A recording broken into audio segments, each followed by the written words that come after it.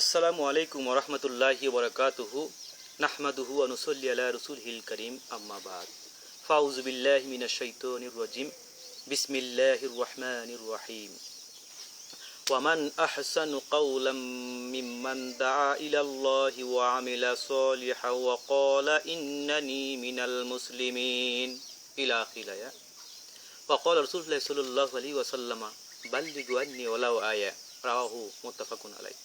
সম্মানিত প্রিয় বন্ধুগণ, যে যেখানে আমার এই বক্তব্য শুনছেন, আসসালামু আলাইকুম ওয়া রাহমাতুল্লাহি ওয়া বারাকাতুহু। আজ আপনাদের সামনে গুরুত্বপূর্ণ একটি বিষয় নিয়ে হাজির হয়েছি। সেটি হচ্ছে ফেসবুকে দাওয়াতি কাজ করতে হবে। এই বিষয়ে কোরআন এবং হাদিস থেকে সংক্ষিপ্ত বক্তব্য রাখার চেষ্টা করব ইনশাআল্লাহ। ওমা তৌফিকি ইল্লা বিল্লাহ। প্রিয় বন্ধুগণ, আমাদের প্রথমে একটা বিষয় খেয়াল রাখতে হবে। বর্তমান 2015 সাল চলছে। এই যুগটা হচ্ছে গ্লোবালাইজেশনের যুগ। এই যুগটা হচ্ছে ইনফরমেশন টেকনোলজির যুগ। আজ ইনফরমেশন টেকনোলজি, জ্ঞান বিজ্ঞান এত উন্নত হয়ে গেছে, এত সুবিধা করে দিয়েছে যে পুরো দুনিয়াটা এখন আমাদের হাতের মুঠোয় চলে আসছে। আমি যে ব্রাজিলে বসে একটা ভিডিও তৈরি করছি, ব্রাজিলে একটি পাহাড়ি এলাকায় বসে, এই তথ্য প্রযুক্তির মাধ্যমে, ইন্টারনেটের মাধ্যমে, ফেসবুক, টুইটার, ইউটিউবের মাধ্যমে সারা দুনিয়াব্যাপী মানুষ এই ভিডিওটা দেখবে। এই তথ্য প্রযুক্তি আমাদের কত সুবিধা করে দিয়েছে। এই যে ফেসবুক আমরা ইউজ করি, এই ফেসবুকটা কত সুবিধা করে দিয়েছে। ফেসবুকের মাধ্যমে ইন্টারনেটের বিভিন্ন সিস্টেম আছে, সেগুলো সিস্টেমের মাধ্যমে পুরো পৃথিবীর সাথে সকল মানুষ বিভিন্ন প্রান্ত থেকে যোগাযোগ করতে পারে অতি সহজে, অল্প সময়ে দ্রুত যোগাযোগ করতে পারে এবং ভিডিও, অডিও, কথাবার্তা বলতে পারে। তো এই ফেসবুকটা আজ আমরা যুব সমাজ এমন অবস্থা করেছি, এটা যে আবিষ্কার করুক, পৃথিবী সৃষ্টি হওয়ার পর থেকে শুরু করে কিয়ামত পর্যন্ত মানুষের কল্যাণে যত কিছু আবিষ্কার হবে সব কিছুই ভালো কাজে ব্যবহার করতে হবে। এখন এই আবিষ্কারটা যে আবিষ্কার করুক, হয়তো জুকারবার্গ আবিষ্কার করেছে ফেসবুক, হয়তো অন্য বিজ্ঞানী অন্য কিছু আবিষ্কার করেছে, এক এক বিজ্ঞানী এক একজন এক একটা উদ্ভাবন করবে, আবিষ্কার করবে। কিন্তু প্রত্যেকটা জিনিস আমরা যারা মুসলমান, আমাদেরকে ব্যবহার করতে হবে পজিটিভ কাজে, মানব জাতির কল্যাণে, ইসলামের দাওয়াতের কাজে, মানুষের উপকারের জন্য। তো এই ফেসবুকটা যুব সমাজ আজ এমনভাবে ব্যবহার করে, মুসলিম যুব সমাজ, যে ফেসবুকের পরিবেশটা অত্যন্ত জঘন্য, নোংরা, দূষিত পরিবেশ গড়ে তুলছে। ফেসবুকে ঢুকলি রাজনীতির খবর, ফেসবুকে ঢুকলি কাটাকাটি মারামারির খবর, ফেসবুকে ঢুকলি যেন নায়ক নায়িকাদের ছবি, ফেসবুকে ঢুকলি যেন মেয়েদের ছবি, ফেসবুকে ঢুকলি যেন বাথরুমের সেলফি, পাহাড়ের সেলফি, গাছগাছালির সেলফি, যেখানে সেখানে সেলফি মানে ফেসবুকে দেয়। কি একটা বাজে অবস্থা। তো আমি আপনাদেরকে কোরআনে একটি আয়াত তেলাওয়াত করেছি, সেটি হচ্ছে যে ওয়ামান আহসানু কাওলাম মিম্মান দাআ ইলাল্লাহি ওয়া আমিলা সলিহান ওয়া ক্বালা ইন্নানি মিনাল মুসলিমিন। এখানে আল্লাহ রাব্বুল আলামিন বলেন যে তার কথার চেয়ে কার কথা উত্তম হতে পারে, যে মানুষকে আল্লাহর দিকে আহ্বান করে এবং বলে ওয়া ক্বালা ইন্নানি মিনাল মুসলিমিন। সে নিজে সৎ আমল করে এবং নিজেকে দাবি করে আমি একজন মুসলমান।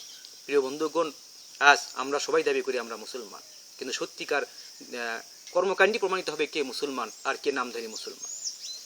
তো এই আয়াত থেকে আমাদেরকে শিক্ষা নিতে হবে এটাই, যে এই যে ফেসবুক আসছে, এই ফেসবুকটা আমরা মানব জাতির কল্যাণে ব্যবহার করতে পারি। এই ফেসবুকের মাধ্যমে আপনি আমি দাওয়াতি কাজ করতে পারি।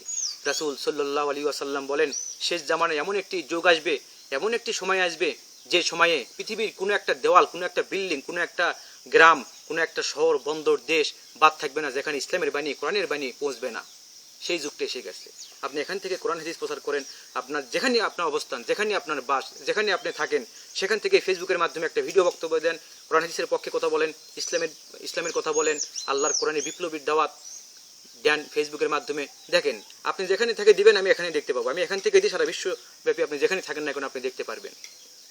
তো এই ফেসবুকের মাধ্যমে দাওয়াতি কাজের মাধ্যমে, ইন্টারনেটের মাধ্যমে দাওয়াতি কাজের মাধ্যমে, এই যে ওয়েব, স্যাটেলাইট, টেলিভিশন, এগুলোর মাধ্যমে সারা বিশ্বব্যাপী আজ ইসলামের দাওয়াত চলে যাচ্ছে।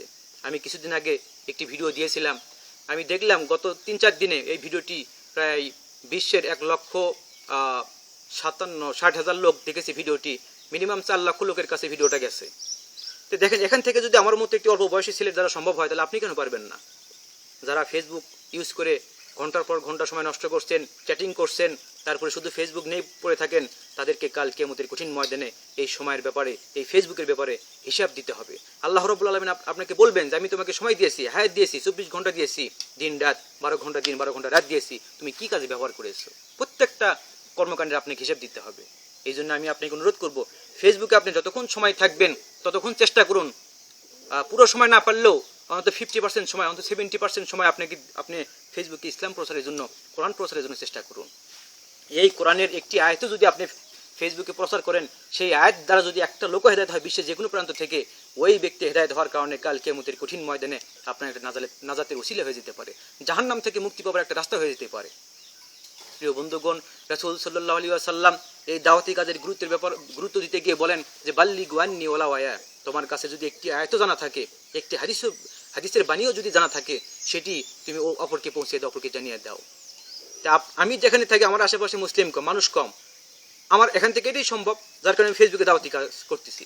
আপনার যার যেখানে যেভাবে সম্ভব দাওয়াতি কাজ করেন, ফেসবুকে সম্ভব ফেসবুকে দাওয়াতি কাজ করেন, ঘরে বসে সম্ভব ঘরে বসে দাওয়াতি কাজ করেন, যেখানে চাকরি করেন সেখানে দাওয়াতি কাজ করেন। আপনাকে সর্বাবস্থায় দাওয়াতি কাজ করতে হবে।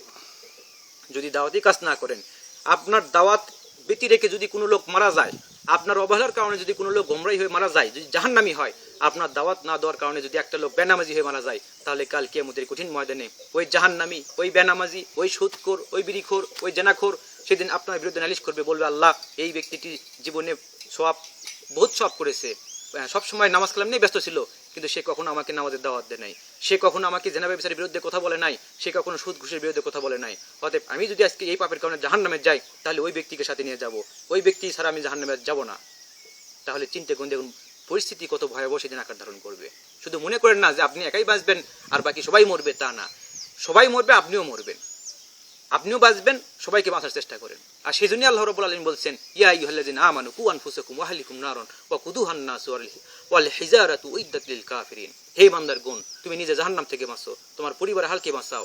পরিবারের হাল মানে কি? নিজেদের আপনজন যারা আছে, আশেপাশে যারা আছে, দেশবাসী, পুরো দুনিয়াবাসীকে জাহান্নাম থেকে বাঁচার চেষ্টা করুন। এবং সেই জাহান্নামের কঠিন শাস্তি হবে, ইন্ধন হবে মানুষ এবং পাথর, উইদ্দাত লিল কাফিরিন। আর এটা প্রস্তুত করে রাখা হয়েছে কাফেরদের জন্য। প্রিয় বন্ধুগণ, আসুন আপনি, আমি, আমরা সবাই যে যেখানে আছি, যে অবস্থায় আছি, যেভাবেই আছি, আমরা যতটুকু সময় ফেসবুকে সময় দেই, কোরআন এবং সহিহ হাদিসের পক্ষে কথা বলার চেষ্টা করি।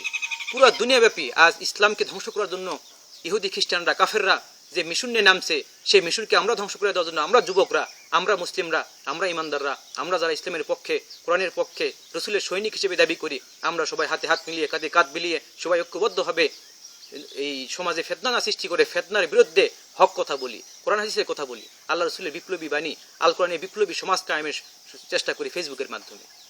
আর যদি তা না করতে পারি, এই ফেসবুকই হবে আপনার জাহান্নামে যাওয়ার কারণ। আর যদি ফেসবুকে ভালোভাবে দাওয়াতি কাজ করেন, তাহলে ফেসবুকই হতে পারে জাহান্নাম থেকে বাঁচার একটি কারণ। তো ফেসবুকে আপনার কাল কিয়ামতের কঠিন ময়দানে কাল হয়ে দাঁড়াবে। তা আসুন আমরা এই বিষয়ে সবাই সতর্ক থাকার চেষ্টা করি। আমি আমার বক্তব্য এখানেই শেষ করছি। সবাই ভালো থাকবেন, আমার এই কথাগুলো মূল্যায়ন করার চেষ্টা করবেন। আসসালামু আলাইকুম ওয়া রাহমাতুল্লাহি ওয়া বারাকাতুহু।